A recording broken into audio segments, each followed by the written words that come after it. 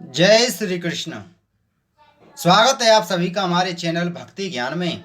दोस्तों, आज हम आपको वैशाख मास महात्म के 6वें अध्याय की कथा का श्रवण करा रहे हैं।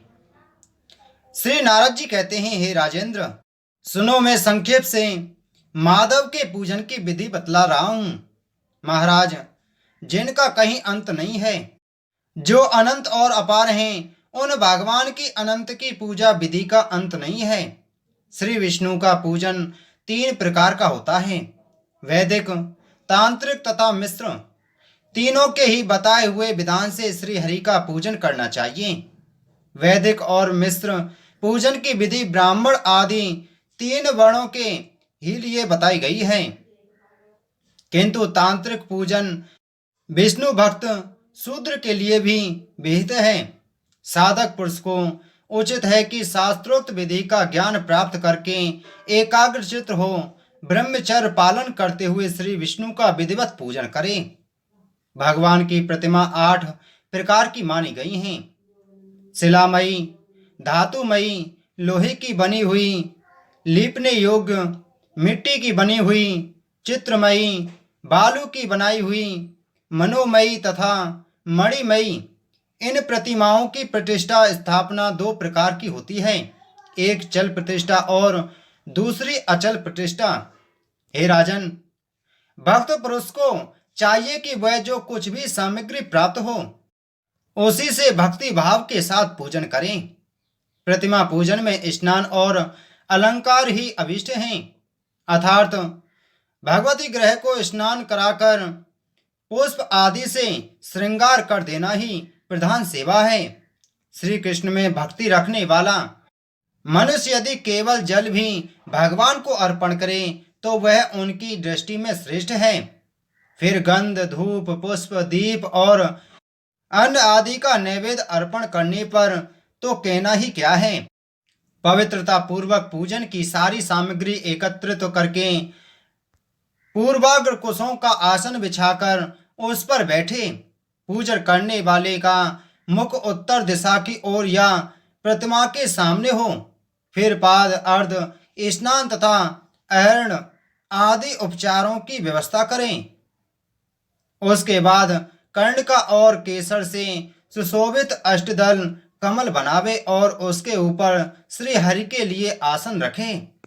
तदंतर चंदन, उसीर, खस, कपूर, केसर तथा अर्गजा से सुवासित जल के द्वारा मंत्र पाठ पूर्वक श्री हरि को स्नान कराए।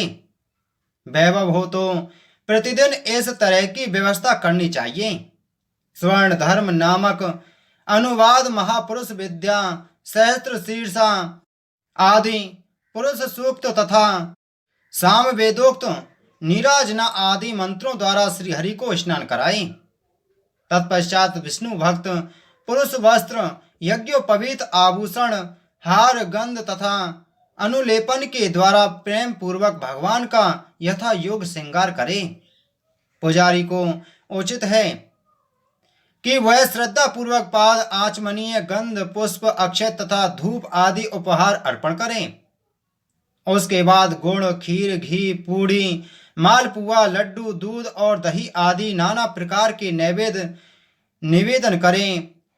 पर्व के अवसरों पर अंगराग लगाना, दर्पण दिखाना, दंतवादन कराना, अभिषेक करना, अन्न आदि के बने हुए पदार्थ भोग लगाना, कीर्तन करते हुए नृत्य करना और गीत गाना आदि सेवाएं भी करनी चाहिए। संभव हो तो प्रतिदिन ऐसी ही व्यवस्था रखनी चाहिए। पूजन के पश्चात इस प्रकार ध्यान करें, भगवान श्री विष्णु का शिव विग्रह श्याम वर्ण एवं तपाए हुए तांबुनद नामक स्वर्ण के समान तेजस्वी है। भगवान के शंख, चक्र, गदा और पद्म से यानी पद्म से सुशोभित 4 भुजाएं हैं। उनकी आकृति शांत है। उनका वस्त्र कमल के केसर के समान पीले रंग का है। वे मस्तक पर किरीट, दोनों हाथों में कड़े, गले में यज्ञोपवीत तथा उंगलियों में अंगूठी धारण किए हुए हैं। उनके वृक्ष स्थल में श्री वत्स का चिन्ह है। कौस्तुक मणि उनकी शोभा बढ़ाता है तथा वे वनमाला धारण किए हुए हैं। इस प्रकार ध्यान करते हुए पूजन समाप्त करके घी में डुबोई हुई समिधाओं तथा हविष द्वारा अग्नि में हवन करें। आज्य भाग तथा आधार नामक आहुतियां देने के पश्चात घृत पूर्ण अभिषेक का होम करें। तदंतर पुनः भगवान का पूजन करके उन्हें प्रणाम करें और पार्षदों को नैवेद्य अर्पण करें। उसके बाद मुख शुद्धि के लिए सुगंधित द्रव्यों से युक्त तांबूल निवेदन करना चाहिए। फिर छोटे बड़े पौराणिक तथा अर्वाचीन स्तोत्रों द्वारा भगवान की स्तुति करके भगवान प्रसन्न होइए यूं कहकर प्रतिदिन दंडवत प्रणाम करें। अपना मस्तक भगवान के चरणों में रखकर दोनों भुजाओं को फैलाकर परस्पर मिला दें और इस प्रकार कहें, हे परमेश्वर, मैं मृत्यु रूपी ग्रह तथा समुद्र से भयभीत होकर आपकी शरण में आया हूँ, आप मेरी रक्षा कीजिए। तदंतर भगवान को अर्पण की हुई प्रसाद माला आदि को आदर पूर्वक सिर पर चढ़ाए तथा यदि मूर्ति विसर्जन के करने योग्य हो तो उसका विसर्जन भी करें।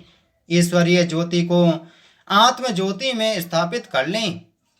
प्रतिमा आदि में जहाँ भगवान का चरण हो वहीं श्रद्धा पूर्वक पूजन करना चाहिए तथा मन में यह विश्वास रखना चाहिए कि जो संपूर्ण भूतों में तथा मेरे आत्मा में भी रम रहे हैं वे ही सर्वात्मा परमेश्वर इस मूर्ति में विराजमान हैं। इस प्रकार वैदिक तथा तांत्रिक क्रिया योग के मार्ग से जो भगवान की पूजा करता है वह सब ओर से अभीष्ट सिद्धि को प्राप्त होता है। श्री विष्णु प्रतिमा की स्थापना करके उसके लिए सुंदर मंदिर बनवाना चाहिए तथा पूजा कर्म की सुव्यवस्था के लिए सुंदर फुलवाड़ी भी लगवानी चाहिए। बड़े बड़े पर्वों पर तथा प्रतिदिन पूजा कार्य का भली भांति निर्वाह होता रहे, इसके लिए भगवान के नाम से खेत, बाजार, कस्बा और गांव आदि भी लगा देने चाहिए। यूं करने से मनुष्य भगवान के सायुज्य को प्राप्त होता है। भागवत विग्रह की स्थापना करने से सार्वभौम सम्राट के पद को, मंदिर बनवाने से तीनों लोकों को, राज्य को, पूजा आदि व्यवस्था करने से ब्रह्मलोक को तथा इन तीनों कार्यों के अनुष्ठान से मनुष्य भगवत सायुज्य को प्राप्त कर लेता है। केवल अश्वमेघ यज्ञ करने से किसी को भक्ति योग की प्राप्ति नहीं होती। भक्ति योग को तो वही प्राप्त करता है जो पूर्वोक्त रीति से प्रतिदिन श्री हरि की पूजा करता है। हे राजन, वही शरीर शुभ कल्याण का साधक है जो भगवान श्री कृष्ण को साष्टांग प्रणाम करने के कारण धूलि धूसरित हो रहा है। नेत्र भी वे ही अत्यंत सुंदर और तप शक्ति से संपन्न हैं जिनके द्वारा श्री हरि का दर्शन होता है। वही बुद्धि निर्मल और चंद्रमा तथा शंख के समान उज्ज्वल हैं जो सदा श्री लक्ष्मीपति के चिन्ह में संलग्न रहते हैं तथा वही जिव्या मधुर भाषणी है जो बारंबार भगवान नारायण का स्तवन किया करती है। स्त्री और शूद्रों को भी मूल मंत्र के द्वारा श्री हरि का पूजन करना चाहिए तथा अन्याय वैष्णव जनों को भी गुरु की बताई हुई पद्धति से श्रद्धा पूर्वक भगवान की पूजा करनी उचित है। हे राजन, यह सब प्रसंग मैंने तुम्हें बता दिया। श्री माधव का पूजन परम पावन है। विशेषतः वैशाख मास में तुम इस प्रकार पूजन अवश्य करना। श्री सूत जी कहते हैं, महर्षिगण इस प्रकार पत्नी सहित मंत्रवेत्ता महाराज अम्बरीश को उपदेश दें, उनसे पूजित हो। विदा लेकर देवर्षि नारद जी वैशाख मास में गंगा स्नान करने के लिए चले गए। लोक में जिनका पावन सुयश फैला हुआ था उन राजा अम्बरीश ने भी मुनि की बताई हुई वैशाख मास की विधि का पुण्य बुद्धि से पत्नी सहित पालन किया। इति श्री वैशाख मास महात्म छठा अध्याय संपूर्ण। बोलो वैशाख मास महात्म की जय। बोलो विष्णु भगवान की जय। दोस्तों, आप इसी प्रकार की वीडियो प्राप्त करने के लिए हमारे चैनल को सब्सक्राइब जरूर करें, लाइक करें और कमेंट करें। भगवान विष्णु आपकी समस्त मनोकामनाएं पूर्ण करेंगे। आप सभी को जय श्री कृष्ण।